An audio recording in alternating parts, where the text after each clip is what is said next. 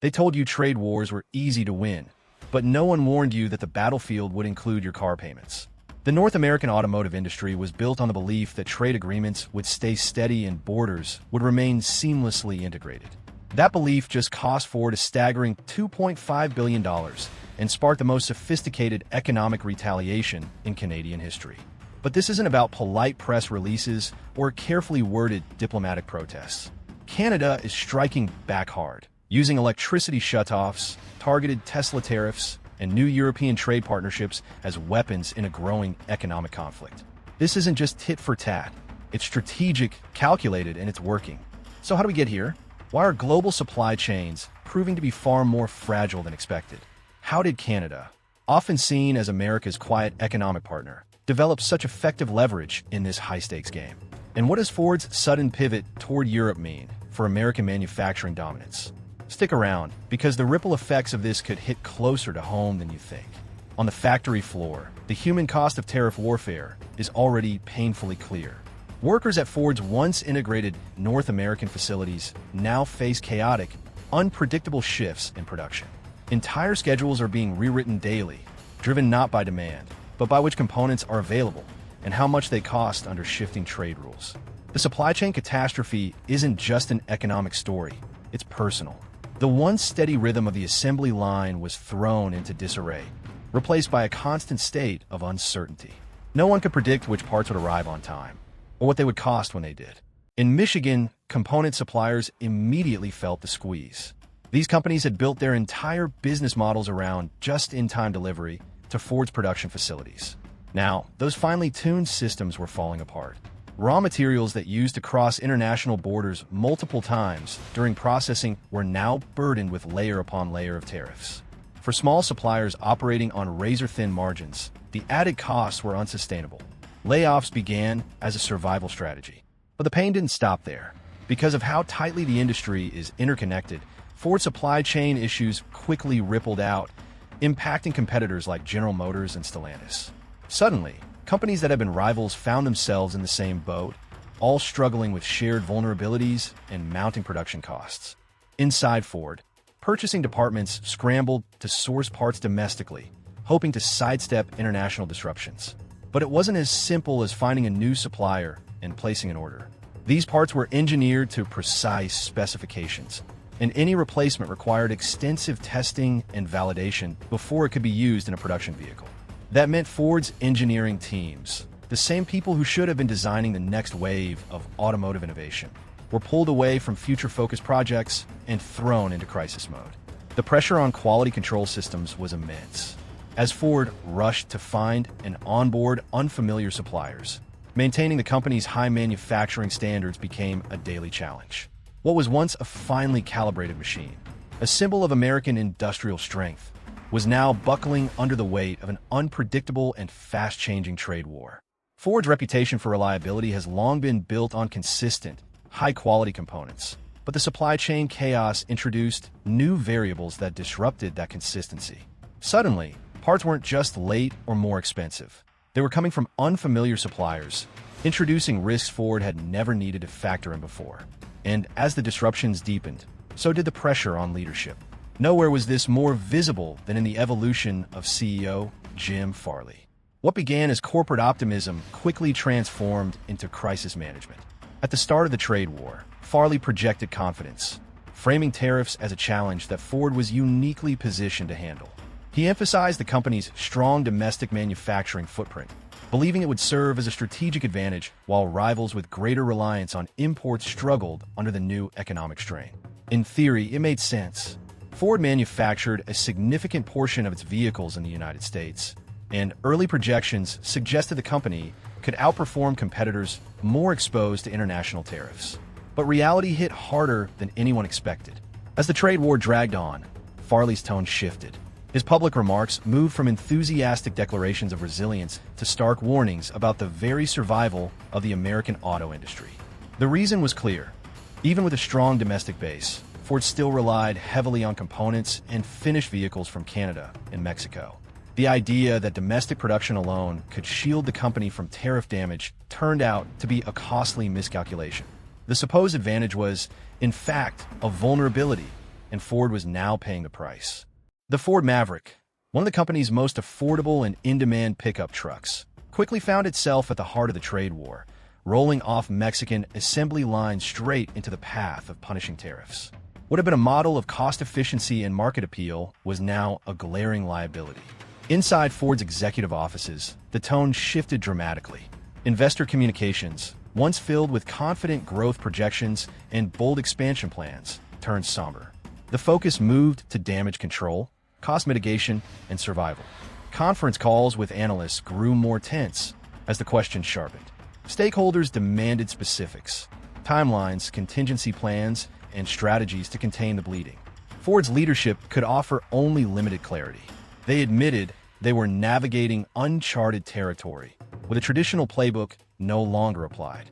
Meanwhile, Jim Farley's messaging grew steadily more urgent. Gone was the optimism of early projections. In its place were stark warnings grounded in hard economic realities. Farley didn't mince words. His statement that a 25% tariff across U.S. borders with Mexico and Canada would blow a hole in the U.S. auto industry like we've never seen marked a total reversal of his earlier confidence. The company's leadership was now making decisions that would have been unthinkable just months earlier. Ford suspended vehicle exports to China, cutting itself off from one of the largest automotive markets in the world. The move reduced tariff exposure, but at a steep cost. At home, prices on popular models were raised, a risky gamble that could push price-sensitive customers away, but one of the few options left to preserve profit margins. Behind the scenes, Ford's team scoured export data, analyzed power grid dependencies, and combed through the fine print of trade agreements. What they uncovered painted a sobering picture. This wasn't just a Ford problem. It was a full-blown breakdown of the North American manufacturing system, a system once praised for its integration and efficiency, now unraveling under the weight of geopolitical conflict. If you've followed the pieces and are starting to see how they connect, this is just the beginning. The implications go far beyond one company or one model. Drop your thoughts below and subscribe for more deep dives into how today's economic shifts could reshape tomorrow's industries and your wallet. The breaking point came quietly, deep within the complex web of the automotive supply chain, with a mathematical precision that once defined modern manufacturing began to falter under the weight of escalating tariffs. Nowhere was this collapse more visible than at Ford's Chicago assembly plant, a facility that had long served as a cornerstone of the company's North American operations. Home to the production of high-demand vehicles like the Ford Explorer and Lincoln Aviator, the plant was a symbol of industrial strength, economic stability, and steady employment for thousands. But as tariff pressure mounted, the economics that kept the Chicago plant viable began to unravel. Or once straightforward procurement decisions turned into intricate financial puzzles. Components that used to cross borders freely now carried layered costs, every tariff stacking atop the last, compounding with each stage of production. What used to be a seamless flow of parts and materials became a logistical nightmare. Ford's procurement teams found themselves bogged down in tariff classifications and regulatory loopholes, desperately trying to source alternatives that met quality standards without blowing past budget constraints. Production managers, meanwhile, faced a daily game of catch-up. Deliveries that had always arrived like clockwork were now delayed at borders, slowed by new inspection requirements, or rerouted entirely. The delays threw off assembly timelines and disrupted operations at every level. Even a single missing part could halt production, and the ripple effects grew larger each day. As Ford's internal financial teams ran the numbers, the picture grew increasingly bleak. The cost of keeping the Chicago plant running had crossed a threshold that was no longer sustainable. The plant, once a revenue engine and employment hub, was now a case study in how fragile the modern automotive system had become. Every dollar of added tariff pressure pushed Ford closer to making decisions it had long considered unthinkable, cutting shifts, scaling back output, or potentially shuttering facilities. This wasn't just a supply chain disruption. It was a structural breakdown, revealing just how vulnerable even the most sophisticated manufacturing networks can be when trade policy collides with global interdependence. The cost per vehicle at Ford Chicago assembly plant had climbed beyond competitive thresholds, making continued production economically impossible without drastic changes. The options were grim. Either overhaul operations in a way that would significantly alter the plant structure or raise consumer prices high enough to offset the costs. a move that risked slashing demand and triggering widespread job losses. Ultimately, the decision was made to halt production at the facility. But this was more than just the closure of a plant. It marked the collapse of a once reliable model of integrated North American manufacturing, a model that had powered economic growth for decades. For the thousands of workers who had built their lives and careers around the steady employment the Chicago plant provided, the shutdown brought crushing uncertainty. It wasn't just about jobs. It was about the future of entire communities. Local leaders scrambled to assess the fallout. The loss of the facility meant more than lost wages. It jeopardized small businesses that served plant workers, slashed municipal tax revenues, and threatened the economic fabric of the region. As word of the shutdown spread, Ford employees at other facilities braced for the worst, wondering which plant might be next. The mood shifted across Ford's entire manufacturing network, and the pressure mounted. But Ford's crisis was only the beginning. What followed was a move no one had anticipated, a bold and strategic escalation from north of the border.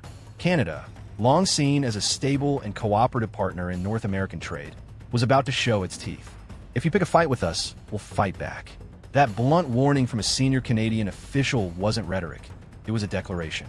And the weapon Canada chose was both surprising and devastating: electricity. As Ford scrambled to stabilize its operations, Ontario Premier Doug Ford prepared a countermeasure that would catch Washington completely off guard. Canada plays a critical and often overlooked role in supplying electricity to the United States. Through a deeply integrated power grid, provinces like Ontario export massive amounts of electricity to states like New York, Minnesota, and Michigan. Ontario alone provides enough electricity to power millions of American homes each day. Now, that power supply was being turned into a bargaining chip. Canada was no longer just responding to tariffs. It was leveraging core infrastructure as a tool of economic retaliation. And in doing so, it introduced a whole new front to the trade war, one that could hit not just factories and investors, but households across the American heartland. That deep dependence on Canadian electricity turned into a major strategic vulnerability almost overnight. Ontario Premier Doug Ford made this stunning announcement. A 25% surcharge will be imposed on all electricity exports to the United States. The financial impact was immediate and brutal. For American households, that meant electricity bills rising by roughly $100 a month, a sudden, unexpected cost that hit working families hard. But the pain didn't stop at home. Industrial facilities, particularly those in the Midwest that relied heavily on Canadian power to run their operations, faced a harsh reality. The added costs pushed some close to the brink, threatening their ability to remain competitive or even stay open. But Doug Ford wasn't finished. He followed the surcharge announcement with an even more alarming threat: a complete shutdown of electricity exports if U.S. tariffs remained in place. The ripple effects spread fast. American energy markets went into emergency mode. Utility companies rushed to draft contingency plans for potential blackouts or shortages. Manufacturing plants ran cost models for switching to backup power sources, most of which were far more expensive. Some quietly began preparing for the possibility of rolling shutdowns.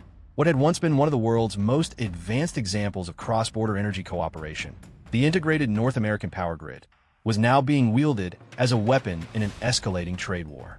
And while Doug Ford was turning infrastructure into leverage, another Canadian figure was executing a parallel economic strategy with chilling precision. Mark Carney, the former central banker turned deputy prime minister, understood the mechanics of economic warfare better than most. His $30 billion retaliation package wasn't just aggressive. It was calculated to apply maximum political pressure while sparing Canada unnecessary economic pain. Carney's strategy targeted American products with deep political resonance. Agricultural goods from Republican-leaning states were hit with immediate tariff increases, striking at the economic heart of communities that had helped shape U.S. trade policy. American whiskey, an iconic product from Kentucky and a symbol of Senate Minority Leader Mitch McConnell's home state, became a prime target. The message was clear: Canada wasn't aiming blindly. This was economic warfare with surgical precision. Even consumer goods from politically sensitive swing states weren't spared. These tariffs weren't just about dollars, they were about votes. Carney's goal was to create internal pressure within the United States, forcing elected officials to feel the heat from their own constituents as prices rose and markets shrank. What had started as a trade dispute over manufacturing had evolved into a full-spectrum economic conflict, reshaping alliances and threatening the stability of the entire North American economy. The strategy Mark Carney unleashed wasn't just aggressive, it was masterfully precise. Rather than opting for broad-based retaliation that might rally American public opinion against Canada, Carney's plan cut along the fault lines of U.S. politics. Every tariff target was chosen to fracture domestic alliances, not strengthen them. By hitting products tied to Republican strongholds and swing states, he ensured the economic pain would translate directly into political pressure that would land not on Canada, but squarely on the Trump administration. Canadian trade officials worked tirelessly to engineer a tariff structure that was both effective and legally defensible under international trade rules. Each item added to the retaliation list went through a rigorous analysis, not just for its economic value, but for its symbolic weight and potential to stir up voter backlash in the U.S. The message to Washington was clear. If American tariffs escalated, Canada's countermeasures would, too, scaling from $30 billion to a staggering $155 billion in a matter of weeks. But even the most sophisticated economic strategy needs a symbol. And Carney found the perfect one that would send shockwaves through both Silicon Valley and the White House. Tesla. Why Tesla? The question reverberated through corporate boardrooms across the continent. Canada's decision to zero in on Elon Musk's electric vehicle empire wasn't just another tariff. It was a precision strike at the heart of American innovation, entrepreneurship, and political influence. Tesla wasn't merely a car company. It was a $1 trillion titan, a beacon of the future economy, and a global symbol of American technological dominance. But there was more at play. Musk had become one of Donald Trump's most visible and vocal business allies. Targeting Tesla was as much a political move as an economic one. It struck at Trump's inner circle and risked turning one of his prized business relationships into a liability. Canadian officials had done their homework. Tesla had sold over 50,000 vehicles in Canada in 2024, making the country a key international market. By slapping a 100% tariff on Tesla vehicles, the Canadian government would instantly double the price of a $50,000 Model Y. That kind of price shock wasn't just inconvenient, it was market-killing. Tesla's Canadian market would collapse virtually overnight. This wasn't about electric cars anymore. It was about influence, leverage, and power. Canada had taken a calculated gamble, hitting one of the most recognizable American companies in the world, knowing full well the tremors it would send through investors, policymakers, and the public. And suddenly, the trade war wasn't just about steel, cars, or electricity.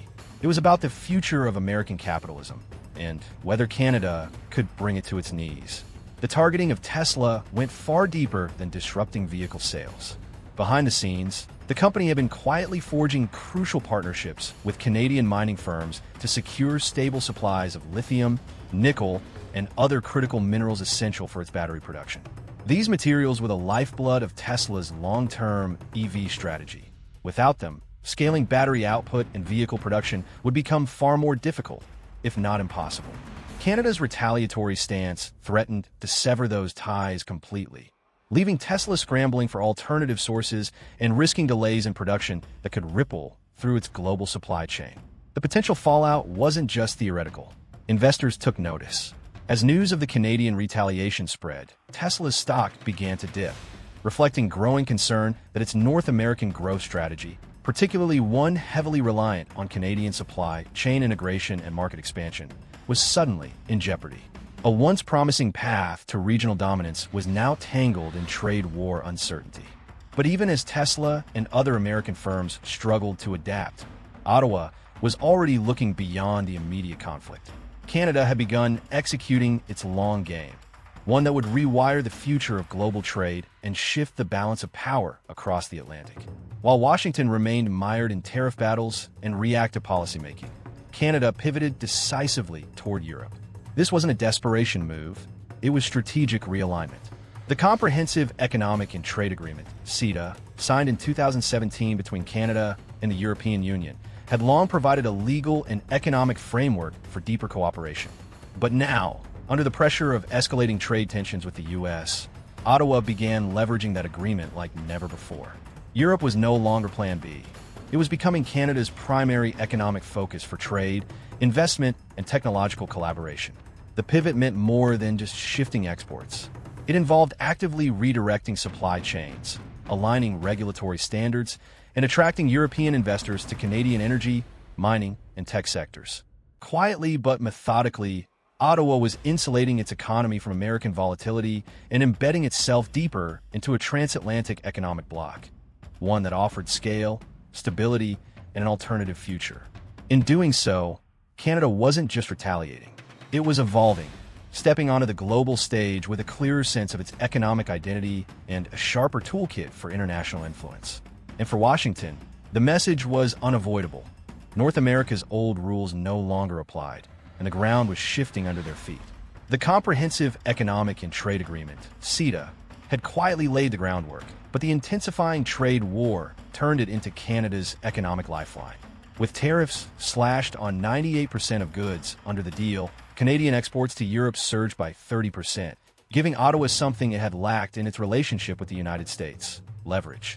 What began as a diversification strategy had transformed into a strategic pivot, a bold move to reduce economic dependence on an increasingly unpredictable neighbor. Canadian trade officials moved quickly, accelerating negotiations with their European counterparts to expand market access and deepen regulatory integration. While geography posed logistical challenges, shipping steel from Halifax to Rotterdam took 2 weeks, compared to just hours to move the same goods across the border to Detroit. The numbers were starting to shift in Canada's favor. With U.S. tariffs inflating costs and uncertainty undermining supply chains, the longer route across the Atlantic was no longer economically irrational. It was becoming competitive. Steel exports alone told the story. Over 1 million tons shipped to the European Union since CETA took effect, and the momentum was building. Canada's critical mineral resources, particularly lithium from Quebec's James Bay region, lined up perfectly with Europe's electrification ambitions.